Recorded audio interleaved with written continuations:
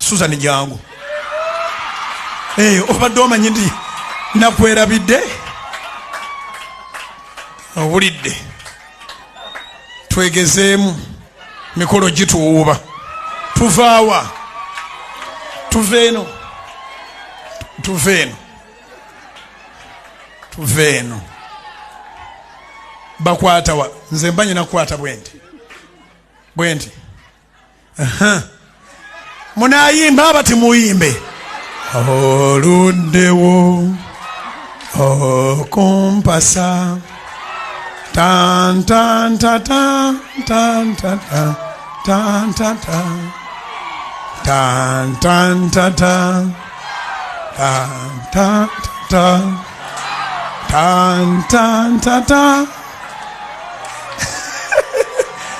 kubira iwe sengale z'amaanyi ngenda kukuba embaga otambudde bulungi Suzan Mukula Bujingo okumbye bulungi nzo kutera embaga kale ddayo otuule. I love you. Oluyimba terwanguwa kubanga olina kyosooka okumegana nakyo olunaku lw'oyita mu lukuubo kiba tekikyaliko mutwe. Aliwaga nti nze ennaku ezange zisembederwa leero lwennyini ntwala amafuta olwaleero. Aliwaga ntwala amafuta olwaleero. Suzan Mukula wanika bambi nkwegayiridde twala amafuta olwaleero gamba nti olwaleero Goliyasi wewaffe atemebwako omutwe mulumba mu linnya lya Mukama amafuta genfukibwako tegamulekanga mulamu.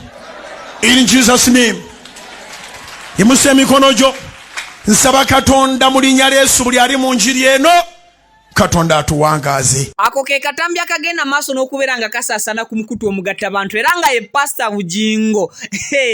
Ono nno yabadde yegezaamu mu kidaala bukya bwe kinaabeera ku lunaku lw'empeta olunaku lw'embaga nga ayanjula omukyalo oyo Suzan Mukula.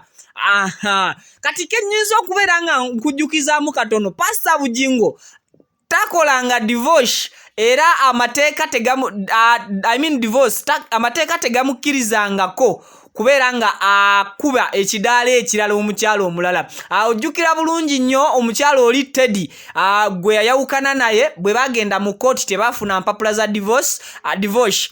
Divorce ekigambo kintawaanya tebaawukananga so tebakolanga divorce kyekigambo ekituufu. So bino byonna by the way basponsor bangambye mbajjukize Hajati Kalodo musomi wa dua kugamba nti asangibwa Wakiso gwe ayagala okubeera nga ogonjoola ebizibu byo bifuna solution asangibwa Wakiso awe namba y'essimu yo gyolaba eri mu kabox aka black akugamba osumbuyibwa endwadde osimanya business abutuze mu nsi ndala passport visa bikyakaluwiddeyo tabikolako wabula abimaliriza bumaliriza Hajati ebyo abimalanga ate era nga sponsor formula akugamba Biva Organic asangibwa ku Access Building yawo ku Lubaga Road agenda yo gwasumbuyibwa endwadde ez'enjawulo osobola okubeera nga oba oli awo ofuna eddagala ery'obutonde eritalina side effect ku mubiri gw'omuntu. Aseka mu staff akugamba asoma dua asangibwa ku bitala by'ebusabalaawo naawe aina ebikusobedde mbulamu genda ofune solution nga okuba ku namba eyo gyolaba mu kabox akabbulu. Asonga bwe mbadde nkunyonyola